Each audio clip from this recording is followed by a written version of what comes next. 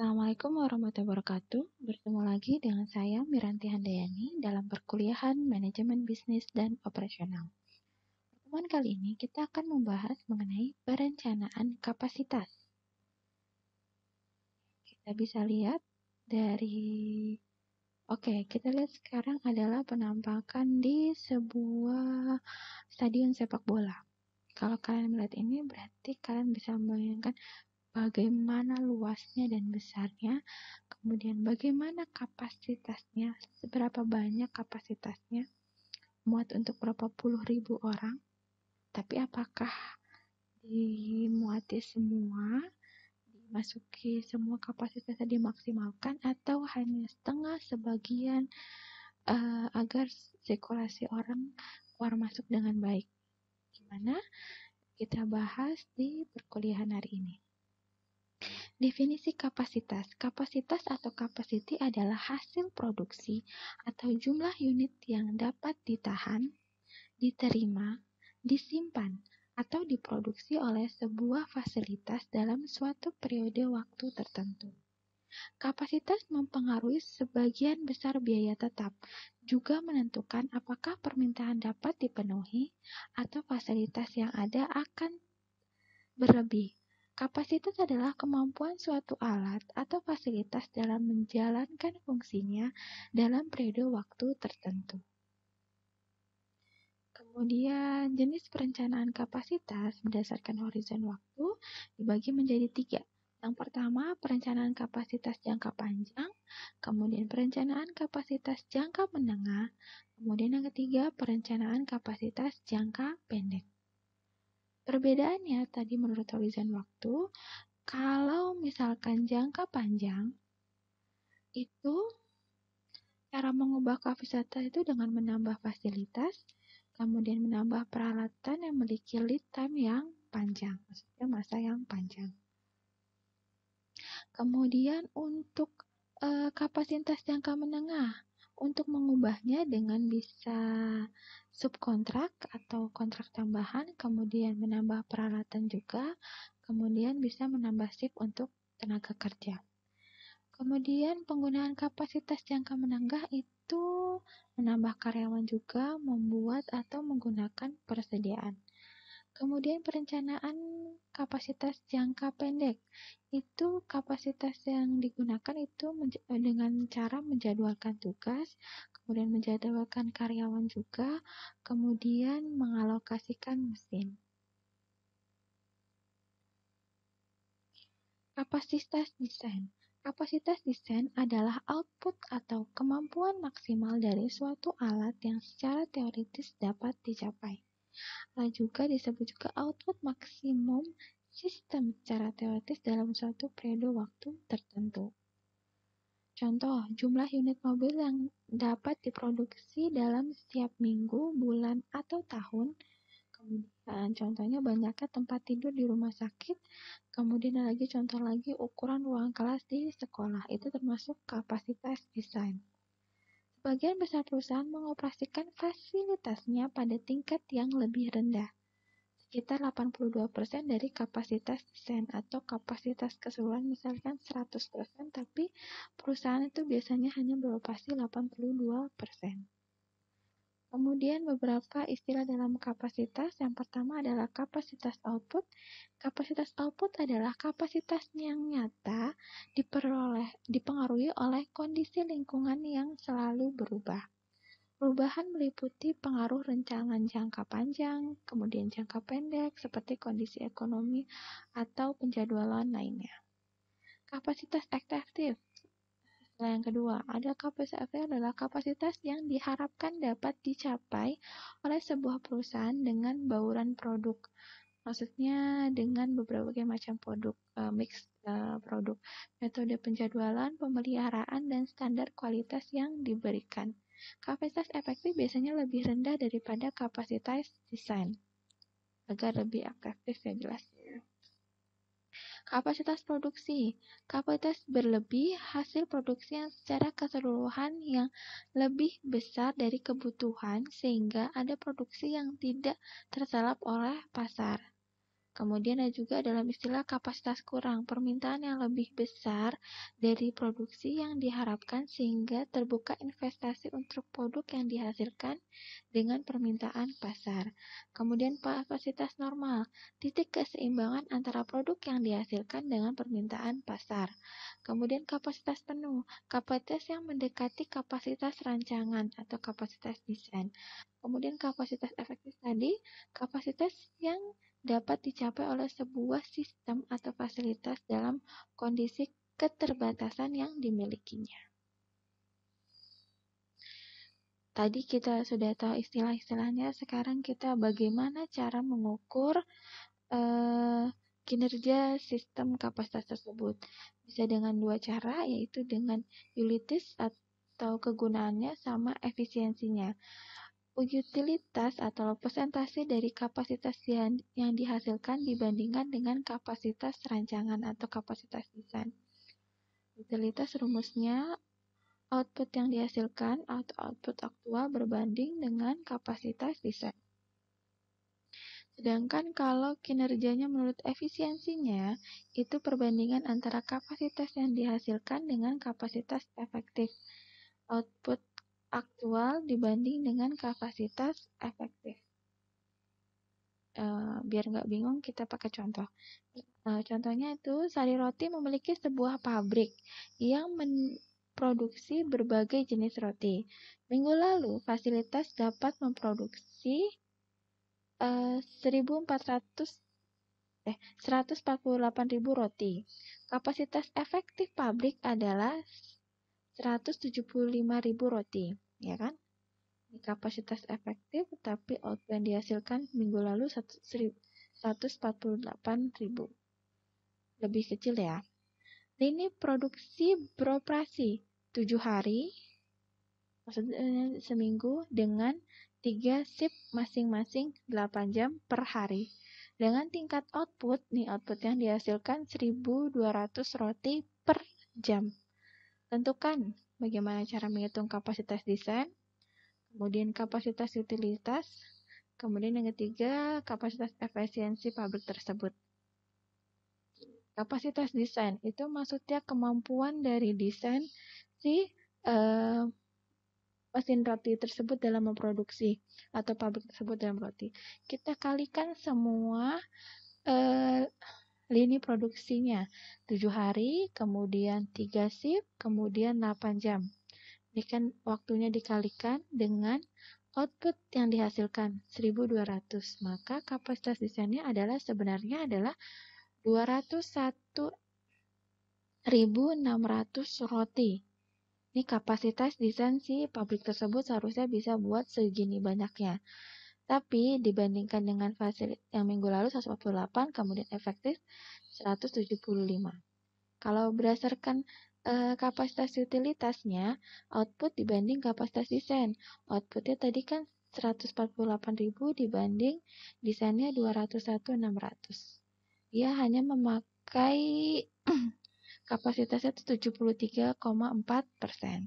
Kalau berdasarkan efisiensinya, output dibanding dengan kapasitas efektif itu 148 dibanding 175.000, yaitu dia cuma pakai efektifnya 84,6%.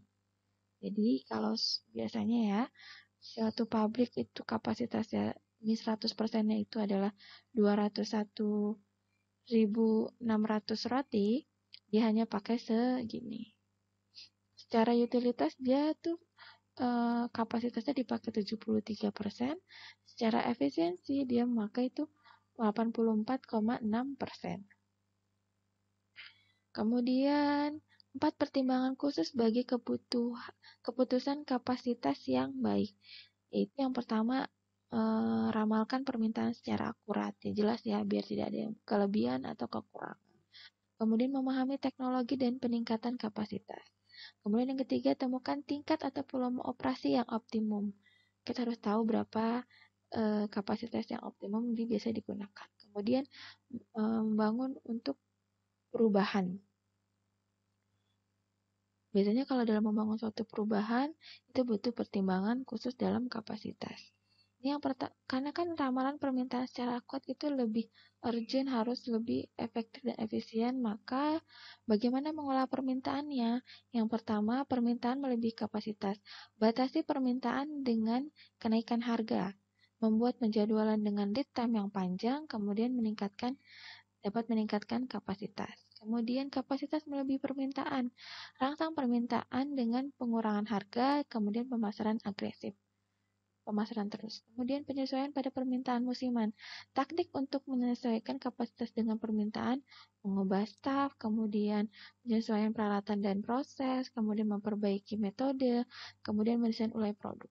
Ini adalah cara-cara bagaimana mengolah permintaan agar sesuai dengan kapasitas yang pabrik tersebut atau perusahaan tersebut miliki ya. Lanjut. Perencanaan kapasitas produksi. Permasalahannya biasanya berapa jumlah dan jenis produk yang harus dihasilkan perusahaan dalam waktu tertentu agar memperoleh keuntungan maksimum atau biaya minimum. Dijawab dengan harusnya kita bisa tahu adalah kapasitas produksi yang optimum. Nah, bagaimana caranya biar tahu kapasitas produksi optimum atau faktor yang diperhatikan adalah yang pertama kapasitas bahan baku, yaitu maksudnya jumlah bahan baku yang mampu disediakan dalam waktu tertentu. Kemudian kita harus memperhatikan kapasitas jam kerja mesin, maksudnya adalah jam kerja normal yang mampu disediakan untuk melaksanakan kegiatan produksi. Tidak boleh berlebih, kalau berlebih mesinnya akan cepat usang, rugi juga bagi perusahaan, ataupun tidak juga kurang, nanti agar bisa meningkatkan output suatu produk yang dihasilkan. Kapasitas jam tenaga kerja, maksudnya adalah jumlah jam tenaga kerja normal yang mampu disediakan yang dipengaruhi oleh jumlah tenaga kerja dan jam kerja yang berlaku. Makanya kalau di perusahaan seperti manufaktur atau pabrik, jam itu benar-benar on time. Masuk jam 7 harus benar-benar masuk jam 7. Makanya banyak perusahaan yang menyediakan antar jemput karyawan. Kemudian terkait jam istirahat, harus benar-benar setengah jam istirahat makan siang. Jadi banyak karyawan pabrik yang cepat dan langsung berganti shift. Karena kehilangan setengah jam atau 30 menit aja sudah sangat berpengaruh pada kegiatan produksi perusahaan tersebut. Kemudian ada namanya faktor yang diperhatikan adalah modal kerja. Maksudnya kemampuan menyediakan dana untuk melaksanakan proses produksi. Ya jelas dong, kalau misalkan tidak ada dananya, misalkan untuk bayar listrik, makanya kan terganggu dalam proses produksinya. Metode perencanaan kapasitas itu ada 4. Yang pertama adalah metode break-even point atau BEP, yaitu cara untuk menentukan sebuah titik dalam satuan rupiah dan unit di mana biaya sama dengan keuntungan. Di sini biasanya untuk perusahaan yang baru terjun di bidang tersebut. Jadi kita harus paling tidak perusahaan tersebut mencapai BEP dulu. Bagaimana kita sudah setor modal itu bisa balik dengan waktu kapan gitu ya. BEP terjadi di mana total pendapatan atau total revenue sama dengan total biaya atau total cost. Kalau BEP berdasarkan satuan unit, itu rumusnya adalah biaya tetap dibagi harga jual dikurangi biaya variabel. Kalau BEP berdasarkan harga, itu adalah biaya tetap dibagi 1 dikurangi biaya variabel dibagi harga per unit. Kemudian metode perencanaan kapasitas produksi yang kedua adalah pohon keputusan, yaitu cara mengidentifikasikan alternatif dan beragam keadaan atau permintaan masa depan atau kondisi yang disukai pasar. Keputusan diambil berdasarkan hasil yang maksimum. Jadi hitung-hitungan tapi pilih yang paling maksimum, lebih menguntungkan. Kemudian metode perencanaan kapasitas produksi bisa dengan net present value, yaitu sebuah cara menentukan nilai diskonto dari serangkaian permintaan kas di masa depan. Ini biasanya pakai tabel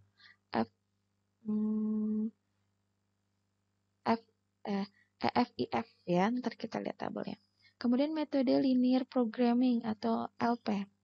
Teknik pengambilan keputusan untuk memecahkan masalah, mengalokasikan sumber daya yang terbatas di antara berbagai kepentingan seoptimal mungkin, terkait penggunaan mesin, kemudian distribusi, dan pengangkutan, serta penentuan kapasitas produksi. Kalau metode linear programming itu ada dua, ada metode grafis sama metode simplex. Itu metode grafis itu digunakan untuk perusahaan yang memproduksi dua macam produk. Kalau metode simplex itu untuk perusahaan yang lebih dari dua macam produk. Contoh ya, yang pertama, yang tadi pakai metode BEP, Break Even Point.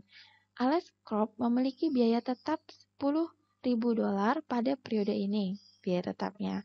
Biaya tenaga kerja langsung 1,5 per unit. Biaya bahan baku $0,75 per unit. Harga jual per unitnya adalah $4. Hitunglah BEP-nya. Kalau menurut BEP, berdasarkan unit tadi kan, biaya tetap dibanding dengan harga jual dikurang biaya variabel. Biaya variabelnya ini ada dua, tenaga kerja kan ada baru per unit sama bahan baku. Ya, ntar ini ditambahkan. 10.000 dibagi harga jualnya $4 dikurang biaya variabelnya itu penjumlahan antara biaya tenaga kerja langsung dan biaya bahan baku. Maka BEP per unitnya 5.714 unit. Ya. Kemudian dari sini apa artinya?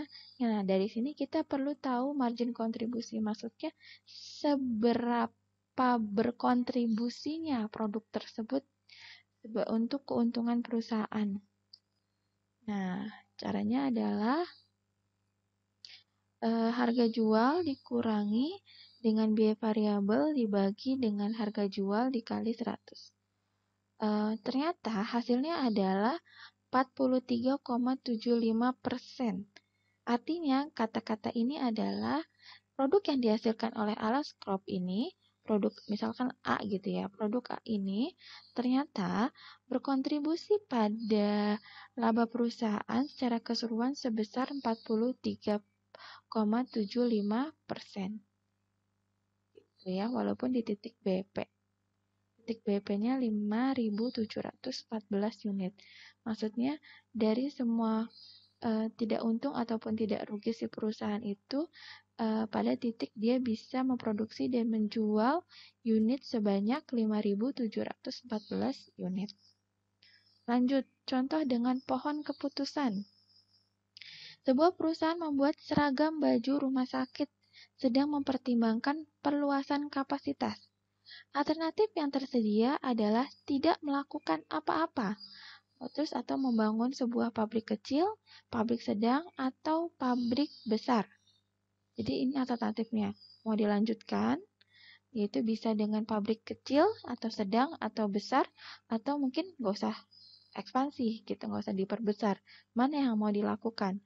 Nah, jika sebuah pabrik besar dibangun dan kondisi pasar menguntungkan, perkiraan laba yang akan didapat sebesar $100.000. Namun, jika pasar tidak menguntungkan, akan menghasilkan kerugian $90.000. Ini kalau pabrik besar.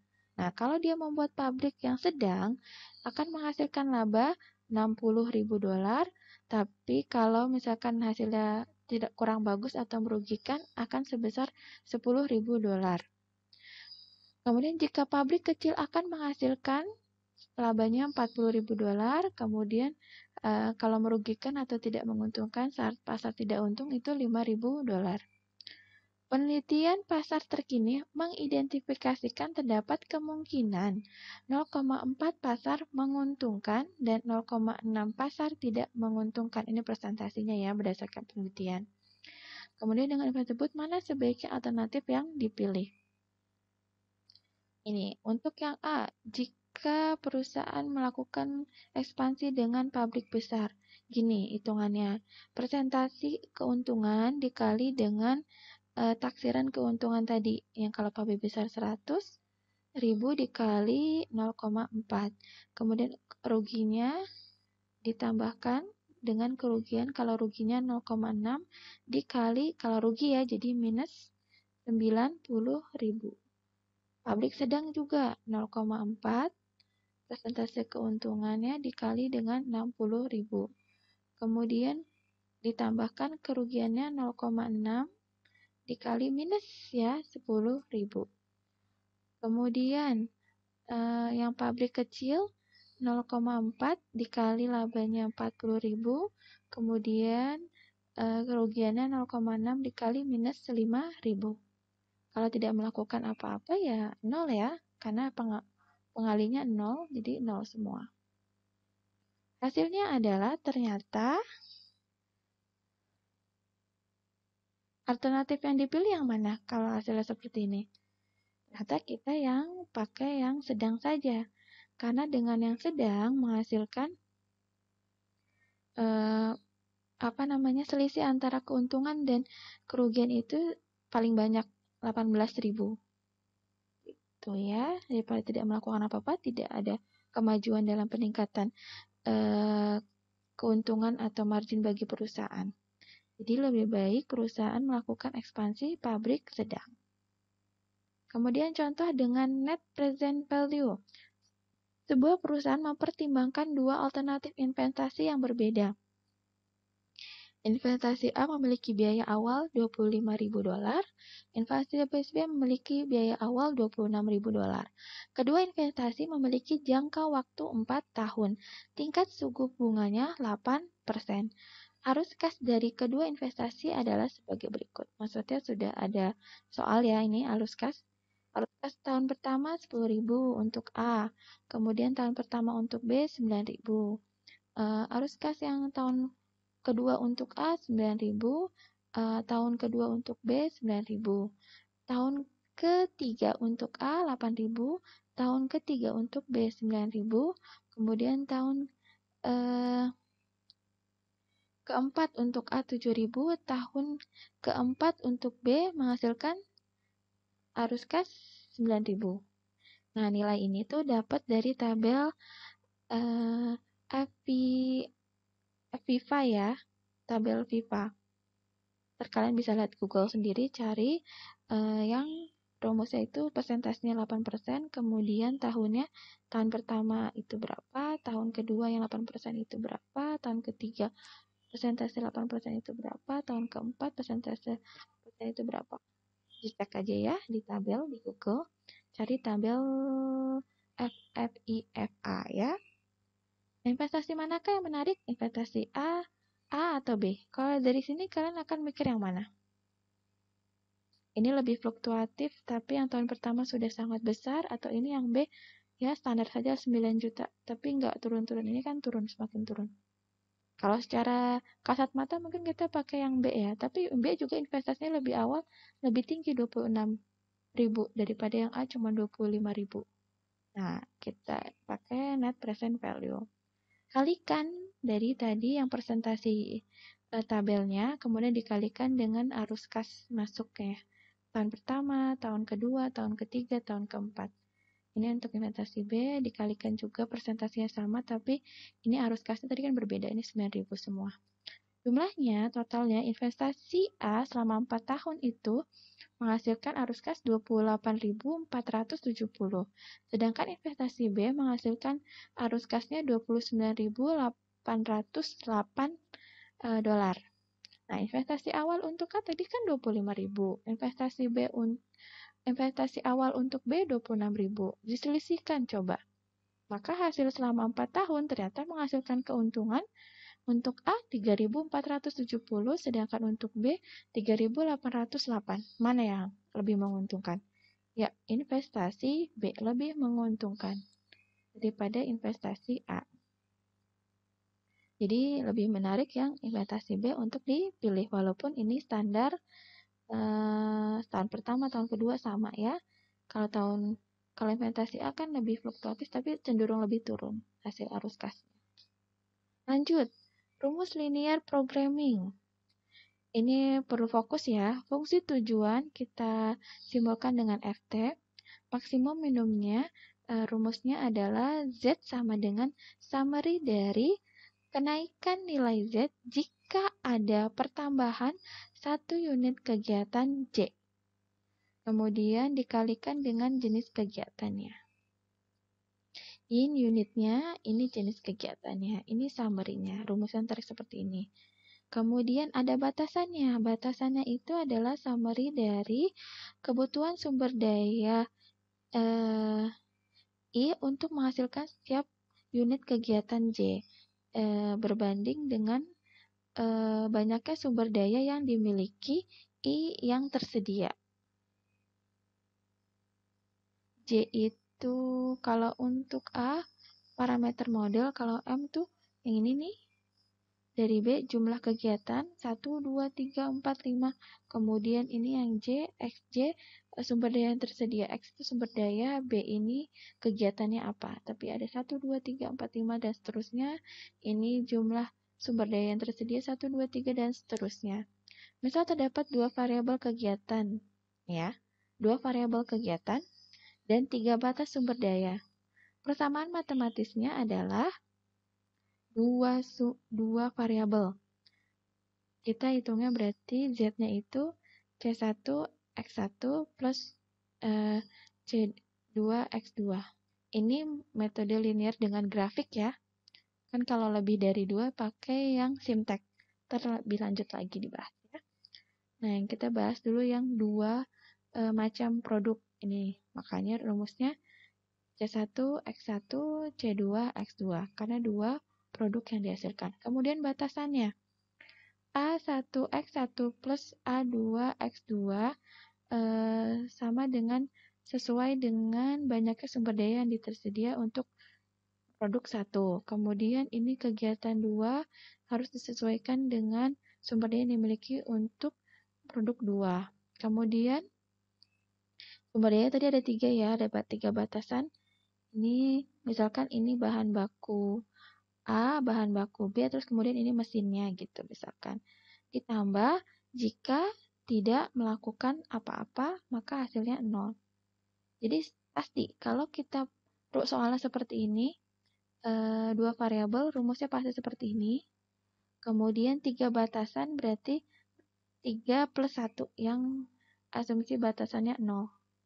Jadi ada 4 rumus untuk batasan. Tapi kalau di sini tulisannya 4 batasan, berarti ini nanti batasannya di sini rumusnya ada 5 plus 1 ya pokoknya. Kalau kalian masih bingung, kita mulai contohnya. Perusahaan Jepara Furniture memproduksi mebel dari kayu. Bahan kayu yang digunakan merupakan kayu jati dan kayu sono keling. Untuk mendapatkan hasil yang baik, perusahaan menggunakan sebuah mesin multiguna yang dikendalikan komputer. Karena persaingan yang semakin tajam, manajemen perusahaan bermaksud meningkatkan efisiensi menggunakan sumber daya produksinya sehingga dapat mencapai hasil optimal. Jumlah kebutuhan bahan baku dan waktu mesin yang diperlukan untuk membuat sebuah unit mebel, yaitu meja dan kursi, dua variabel, dua macam produk, ya, meja dan kursi, serta kapasitas yang tersedia adalah sebagai berikut. Bahannya juga dua. Bahannya itu kayu sono sama kayu jati. Satu lagi, batasannya terkait mesin. Ya, tadi saya bilang dua macam produk, yaitu mebel, meja, sama kursi. Kemudian batasannya dia 3. Kayu sono keling, kayu bahannya. Kemudian kayu jati, 2 ya. Kemudian ada mesin, ya. Ini 3 batasannya. Nanti kita bikin rumusnya berarti 4 untuk batasan. Kemudian rumusnya nanti CA kali X C1 kali X1 yaitu meja. Kemudian C2 kali X2 yaitu kursi. Ini batasannya ya. Kalau membuat model meja membutuhkan kayu sono kelingnya 4 unit maksudnya, kemudian kayu jatinya 2, kemudian waktu yang dibutuhkan dalam mesin itu 1 jam. Kalau membuat kursi, itu membutuhkan kayu sono keling 2, kemudian kayu jati 2 unit, kemudian mesinnya itu 3 jam dari mesin. Oh, lebih lama ya, karena mungkin lebih banyak potongan-potongan kayu. Gitu. Sedangkan kapasitasnya, kalau yang sumber dayanya itu dimiliki untuk sono keling ada 120 unit, kemudian kayu jati ada 100 unit. Kalau untuk kapasitas jam maksimumnya itu adalah 90 jam. Apabila keuntungannya diperoleh 1 unit meja, jika jual unit meja ya satunya keuntungannya Rp200, kalau kursi keuntungannya Rp150. Berapa unit setiap model harus dibuat agar memperoleh keuntungan yang maksimal? Kita pakai program linear tadi. Nah, fungsinya tadi, nih, keuntungan dikali X1. X1 ini meja ya, tadi keuntungannya 200 per unit. Kemudian ditambah keuntungan dari si kursi 150 kali X2. Batasannya tadi kan 3. Kayu sono keling, kayu jati, sama mesin. Nah, ini tinggal dikalikan aja menjajar. Tadi kan rumusnya seperti ini. 4, 2, 120. 2, 2, 100. 1, 3, 90. Kalau dirumuskan seperti ini. X1, X2, 4, 2, 120. Kemudian ini yang 2, 2, 100.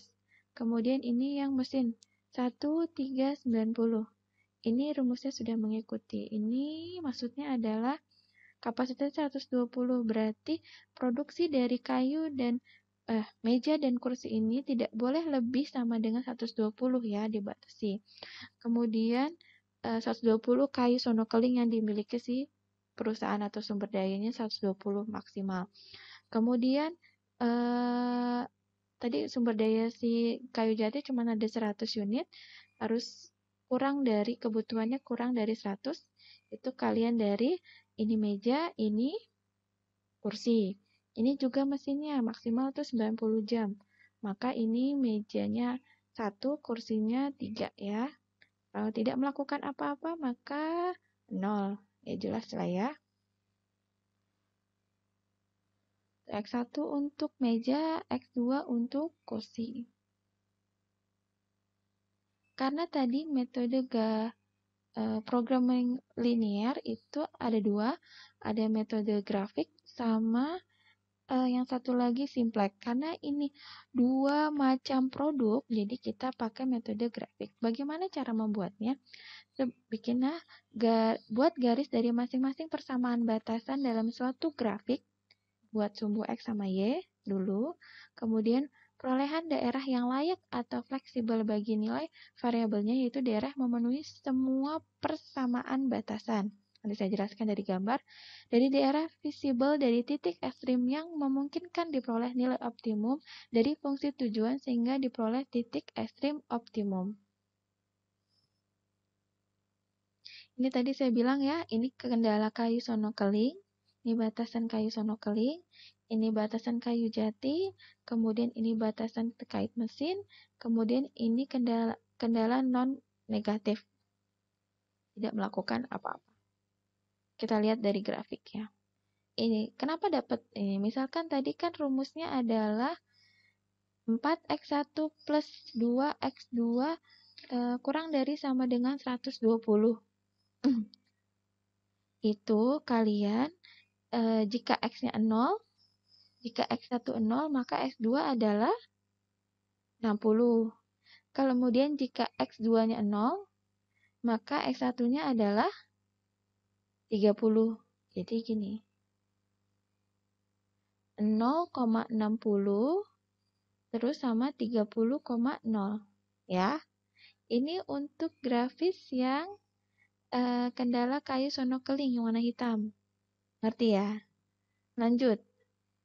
Kalau misalkan kalian ini yang kayu jati, X1-nya 0, maka X2-nya 50 ya, 100 dibagi 2. Kemudian kalau X2-nya 0, maka X1-nya 50 juga ya. Berarti 0,50 sama 50,0 ya. Ini untuk yang kendala kayu jati. 2x1 plus 2x2 kurang dari sama dengan 100. Lanjut. Kalau misalkan ini x1-nya 0, maka x2-nya berapa? 90 dibagi 3, 30. Kalau x2-nya 0, x1-nya 90. Berarti ini 0,30 Kemudian ini sumbu X1 90,0. Ya, ketemu ya. Ini grafis yang untuk kendala mesin. X1 plus 3X2 kurang dari sama dengan 90. Nah, gampang kan? Ini sumbu X. Ini maksudnya sumbu X2, kemudian yang ini horizontal sumbu X1. Ya, setelah digini, ketemu titik yang paling mendekati semua. Tadi kan gak persediaannya. Perolehan daerah yang layak atau fleksibel bagi nilai variabelnya, yaitu daerah yang memenuhi semua persamaan batasan. Yang memenuhi semua persamaan batasan itu inilah ini. Ini kan ada batasan untuk kendala kayu sono keling, ini batasan untuk kendala mesin, ini kendala kayu jati. Yang paling memenuhi batasan itu semua yang daerah ini. Kita tulis aja ini A, H, G, ibarat aja ya. Jadi, titik ekstrim fleksibel yaitu yang berada di sudut O, A, H, G ini ya. Inilah hasil optimum Jupara furniture. Kalau misalkan X1-nya 30, kemudian X2-nya 0, 30,0. Kemudian ini H itu titik misalkan ya, ini contoh ditarik garis. Ini 18,24 ya. Kemudian yang ini G ini X1-nya 0, X2-nya 30. Maka hasilnya adalah untuk titik optimalnya 6000 unit, kemudian ini yang titik sini 7200 unit, kemudian yang ini 4500 unit.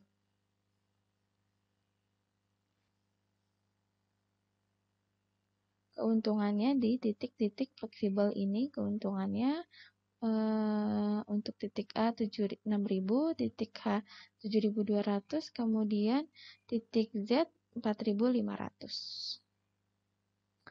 Demikian untuk perkuliahan hari ini. Semoga semua paham. Kemudian saya ada tugas terkait bagaimana kalian membuat suatu lebih digali lagi terkait tadi perencanaan kapasitas dengan metode programming linear lebih dikuasai lagi.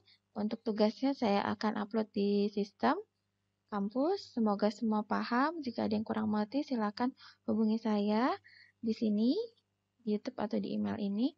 Terima kasih. Jangan lupa di-subscribe sama di-like, kemudian komen-komen boleh, kemudian nyalakan lonceng juga bisa. Terima kasih, sampai ketemu lagi berkalian selanjutnya. Kurang lebihnya mohon maaf. See you. Wassalamualaikum warahmatullahi wabarakatuh.